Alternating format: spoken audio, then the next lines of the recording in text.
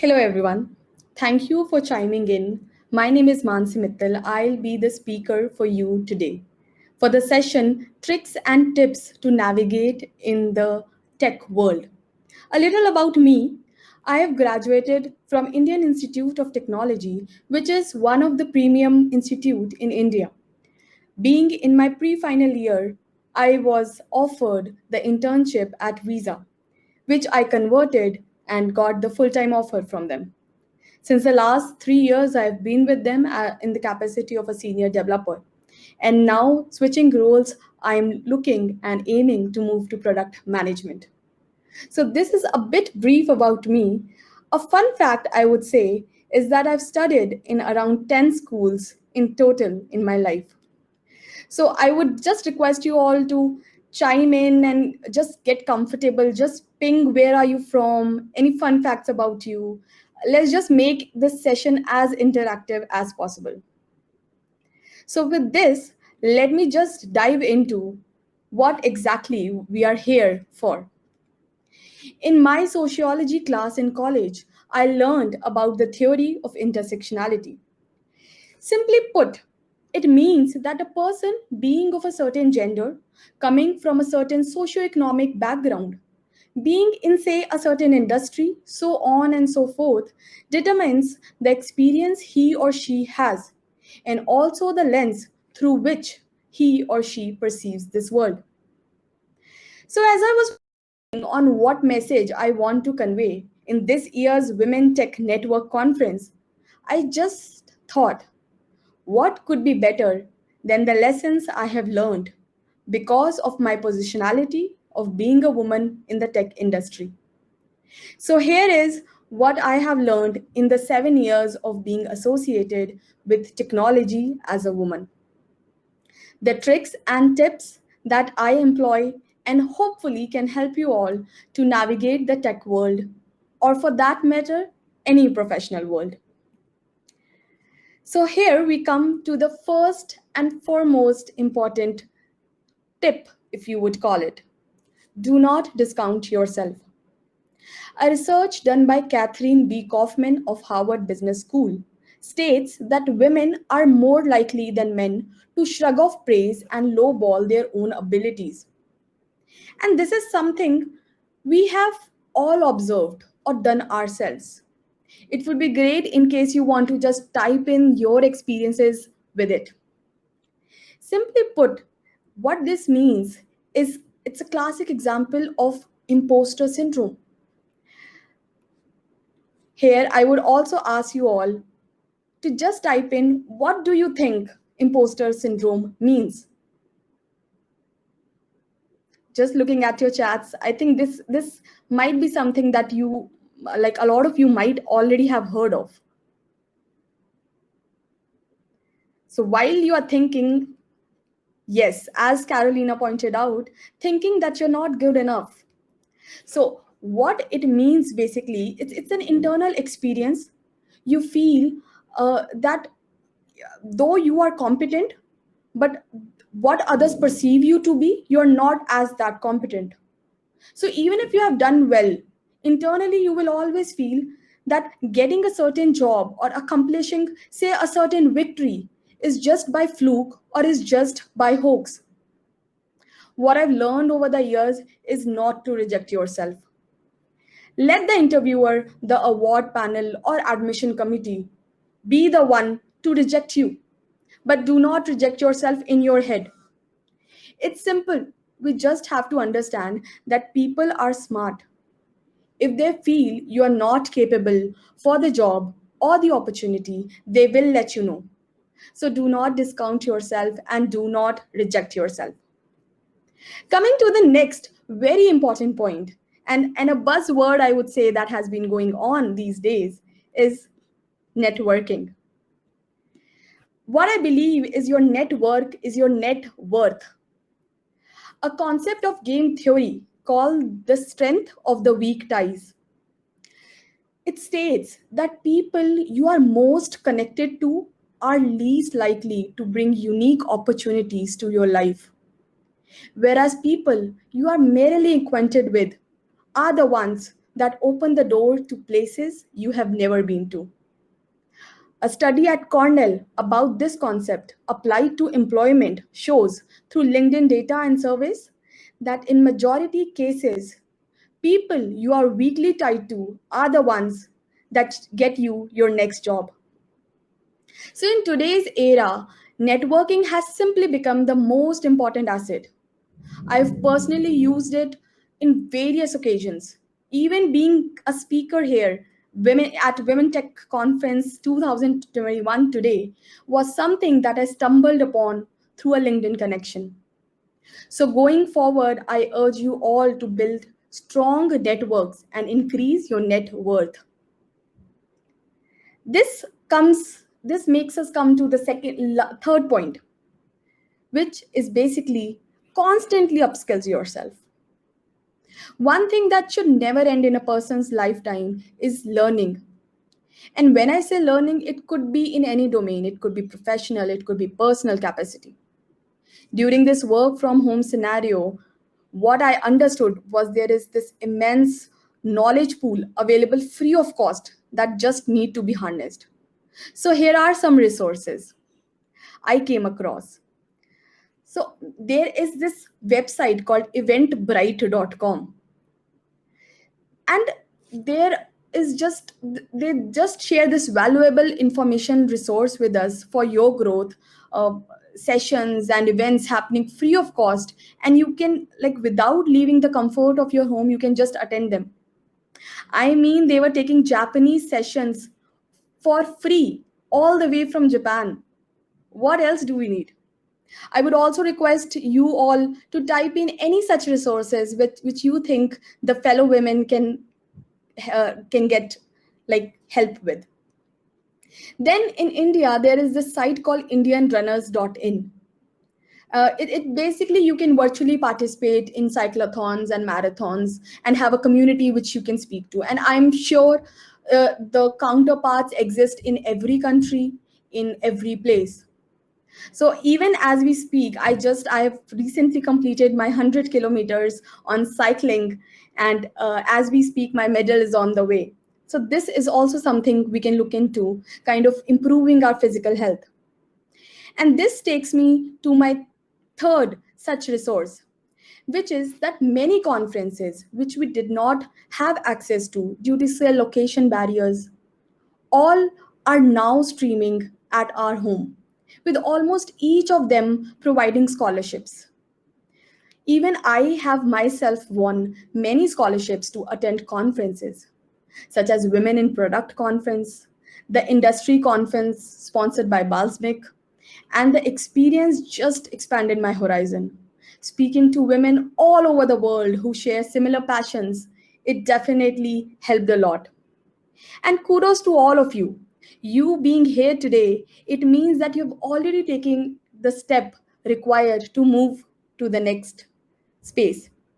Here, the conferences that I have listed are related to product management because that is the field that right now, I am looking to move into. Similarly, whatever field, whatever domain in technology is what you are looking to move into, just Google, just find out the conferences there are. And I'm sure of it that there would be ton of it. Also, there is this one more point I would just like mention here, that many companies have special education programs, or they have tie-ups with platforms such as Coursera, Udemy, etc. So please be proactive. Find these resources and make use of it, whatever is available to you. So do not wait up and take control of your destiny. With this, we come to a very important point, which I think all of us, and even I at one point, has been asking how to do it, is mentorship. And I am definitely a very strong advocate of mentorship. According to me, a mentor can be anyone, a college senior, it can be a family member, a person who works with you, or a person you found on LinkedIn. They just have to be experienced and a trusted advisor and be part of your life for a longer haul. someone you reach out to time and again for advice and feedback. As we have moved to this digital world, this physical and digital world, the world has definitely become a global village. With this, now we have unlimited access to mentors across geographies. I also understand that initially in our career, it is quite easy to maybe find mentors because of the our goals are broad and many people are pursuing it. But as we go deeper or travel further, it becomes difficulty because of the our domain becomes niche. So it becomes more challenging to find people who could help you push your trajectory. But indeed, there are certain ways to approach this problem. And let's just talk about some of those ways. First is find your resume twin. So, who is a resume twin? I'll again open it for the audience to answer whatever you think a resume twin this term means.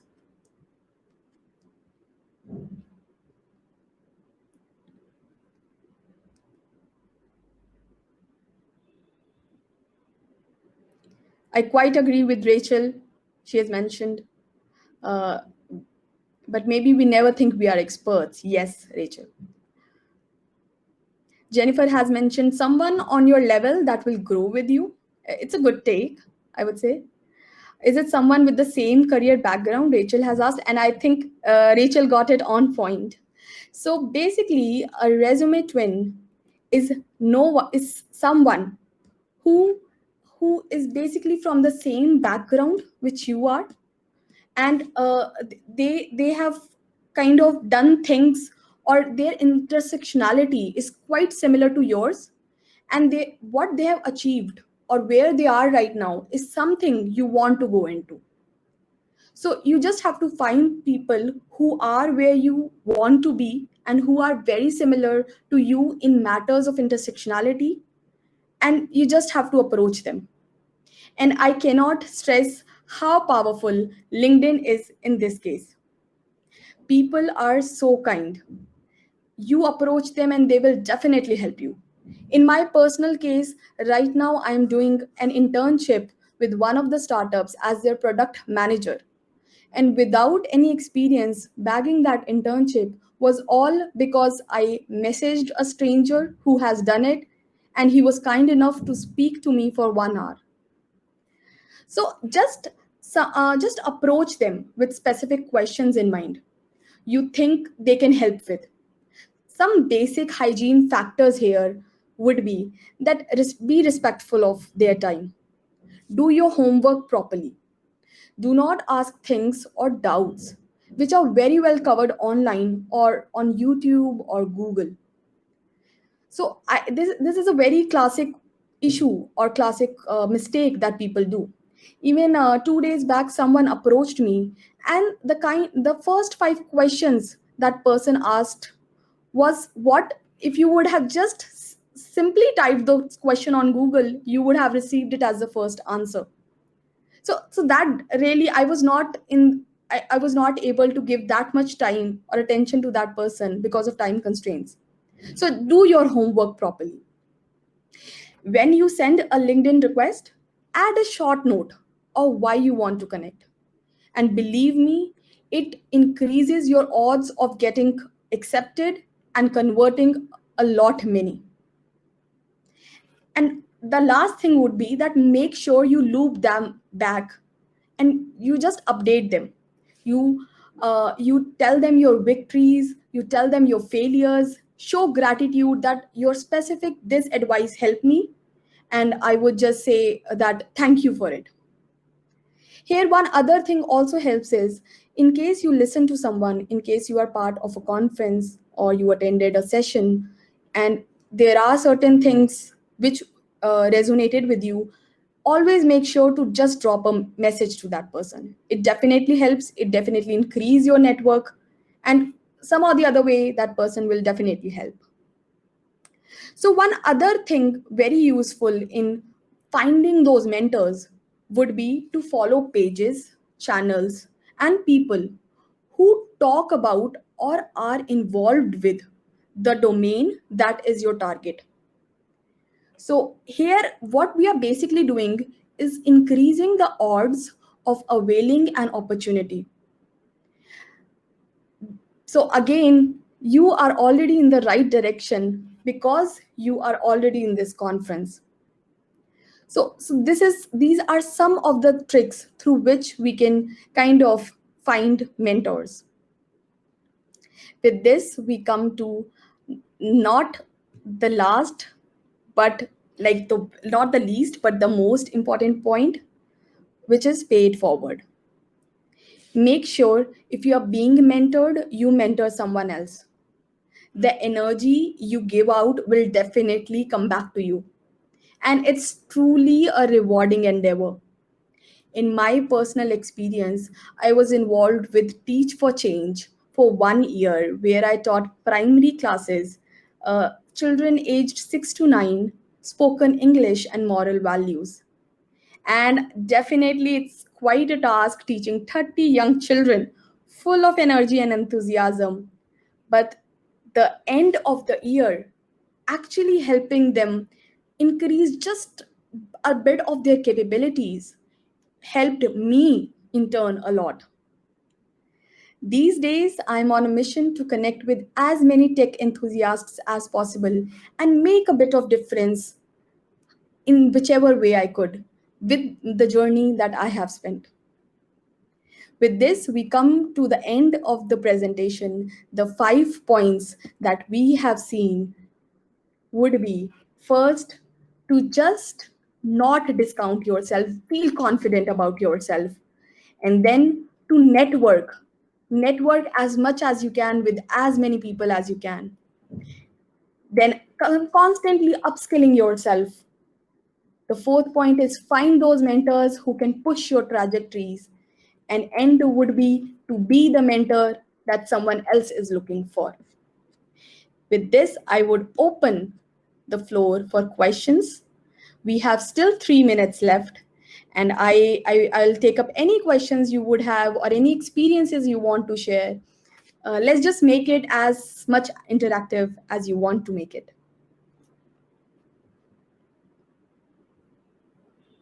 So Rachel has asked that the tech industry landscape in India has changed massively in the last decade. This is true. Is it still super male dominated? I feel like there are much more women than 10, 15. I definitely agree, Rachel, that things have changed a lot. It's not super male dominated for sure. There are women on those CXOs role, and there are a lot of more programs to kind of push them to come into. And this is a very relevant question because when I entered Visa, I entered through the Women Codathon national event that they did. And Visa does not was not coming to our campus for on-campus placements. But because of that opportunity that they give to women all over India was why I was able to bag that internship.